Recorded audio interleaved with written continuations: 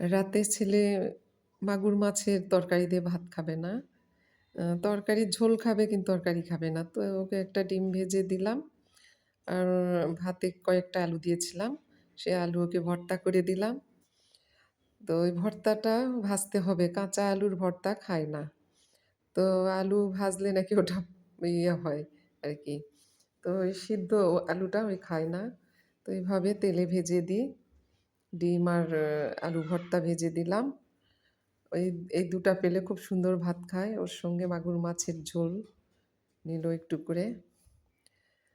তো এভাবেই আলু ভর্তাটা ভেজে খেলে আসলেই সুন্দর লাগে, ভালো লাগে।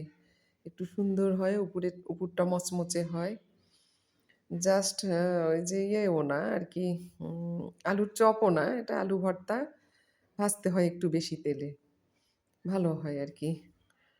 তো এভাবে দিলেও ও ভাত খেতে পছন্দ করে। অন্য কোনো তরকারি মাছের পছন্দ করে না। শুধু মাগুর মাছ, ট্যাংরা মাছ, পাঙ্গাস মাছ, কাঁটা ছাড়া মাছগুলোন খায়। তারপর পোবা মাছ এগুলোন খায়। তো দুপুরে বোয়াল মাছ ছিল, ওইটা খেয়েছে কিন্তু রাতে আর মাছ খাবে না। তো ওর জন্য আলাদা করলাম। আমরা ওই পেঁপে দিয়ে মাগুর মাছ ঝোল করেছিলাম, ওইটা দিয়ে ভাত খেলাম আর কালাই শাক ভাজি। রাতে হয়ে গেল আমাদের। আর ছেলের জন্য এই যে আর দুপুরে এই যে ডাল করব, ডাল একটু ভিজিয়ে রাখি। পরে সিদ্ধ করে ওইটা রান্না করব। তো ডাল ভিজিয়ে রাখলাম, ভিজুক এখানে। আর এখন আলু সিদ্ধ দিব। আলু ভর্তাটা এটা সকালের খাবার হচ্ছে পরের দিন সকালে। আলু সিদ্ধ দিলাম সকালবেলা, ওটা ডাল ভিজালাম আজ আজকের জন্য। তো এই যে ইন্ডাকশন চুলা গরম আছে, এখানে ৪-৫ টা মরিচ ভেজে নিলাম।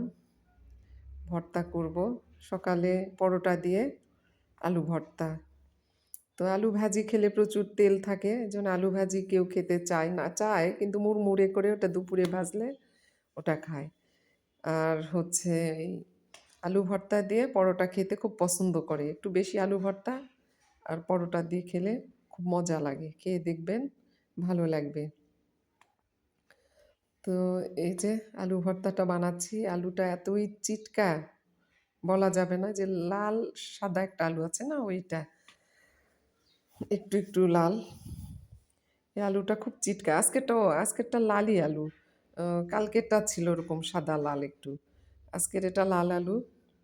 ওর আব্বু প্রতিদিনই ২ কেজি, ২.৫ কেজি আলু নিয়ে আসে, আমাদের একদিন যায়।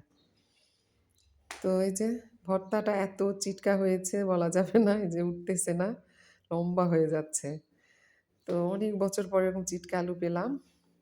এই যে পরোটা করেছি আমি, একটা এই যে মিষ্টি দিয়ে পরোটা করছি, মানে গুড় দিয়ে আটা মেখে একটা, আর একটা এমনি সাদা কালাই জিরা দিয়ে লবণ দিয়ে মেখে করছি পরোটা।